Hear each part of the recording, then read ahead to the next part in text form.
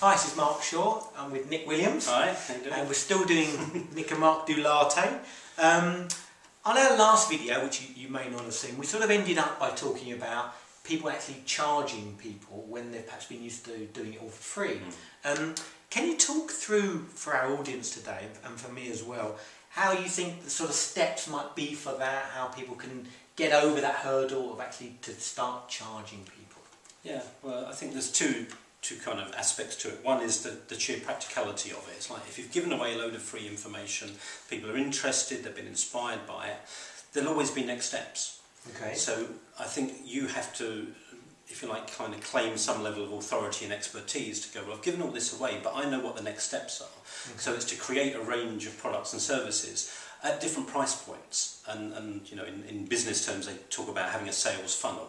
So you brought a load of people in for free, you know, by giving stuff away. Then you create, say, you know, a £97 product. You create a £197 day. Okay. You create a £500 program. You create a £1,000 program. Okay. So it's creating a progression for people to go through, where, you know, it's usually, you know, free is high quantity and obviously no value, to something that's low numbers but high value. Okay. So you create a whole series of programs, which, you know, generally have less and less people the more and more expensive they become. Okay.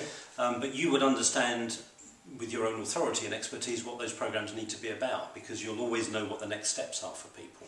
So people have got the basics, what's the next step? Once they've got the next step, what's the step after that they need? But do you not find that there's an awful lot of, particularly in the line of work that you do and that you coach people on, you know, being an inspired entrepreneur, that there's a feeling that, well, if I just do it all for free, more people can take part in it. More people can do whatever I'm suggesting. So I don't want to limit the number of people that can take part in the program or take part in the thing. How do you think people might get over that when they just have this idea they just want to help as many people as possible? Well, I think you help as many people as possible by giving stuff away, yes. Okay. But then, you know, to make it sustainable, you've got to earn money out of it.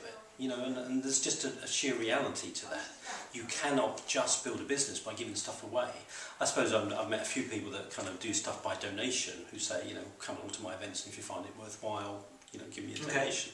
That can work for some people. I tend to think that's a bit of a cop-out, and it's not. It's about not valuing ourselves. Okay. And for me, I've certainly had to cross thresholds, and I still have to cross thresholds to say, actually, I'm worth it. I value myself. I value my experience.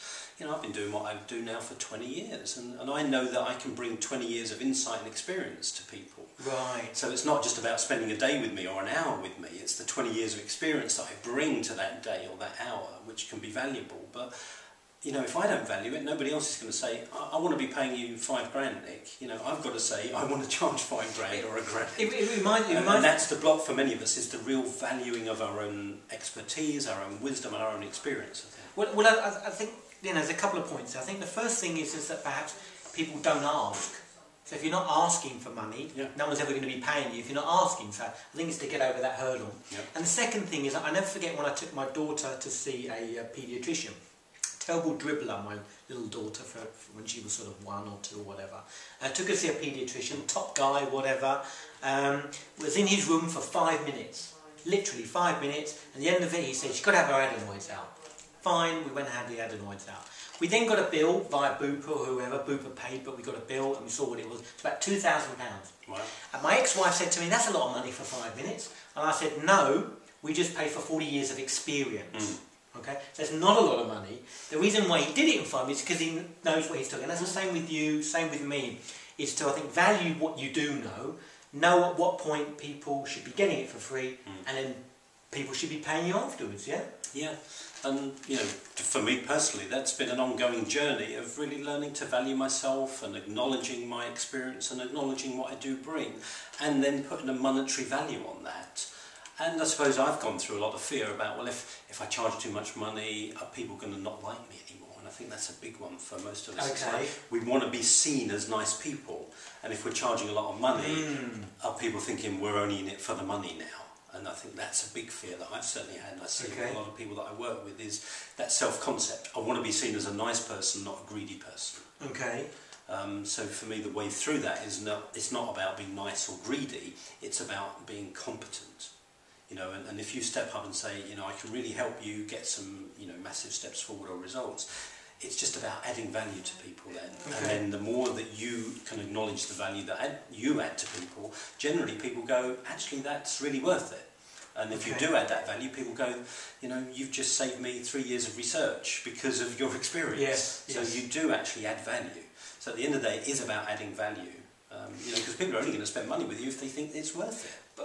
And I think, you know, I read a very interesting article that talked about, you know, if you're proud of what you're delivering, proud that you do add value, proud of your knowledge, your expertise, proud of the fact that you can save people time, effort, energy and money, then why shouldn't you charge for that? It's only when you don't feel all the above or some of the above that you think, oh, I don't know if I should charge, probably because you're not sure that you do fit all of those things. Yeah, so, you know, it's a journey for each of us, and I don't think it's either give away or charge. I think it's, you know, by all means give away and learn to charge so that you have a whole range of products and services. And for me, I get a great fulfillment knowing that I give a lot of stuff away which helps change people's lives, and I charge for stuff that people are happy to pay for and sustains me in doing what I love doing so that I can keep doing it hopefully for the rest of my life. You can't help anybody if you're poor. No.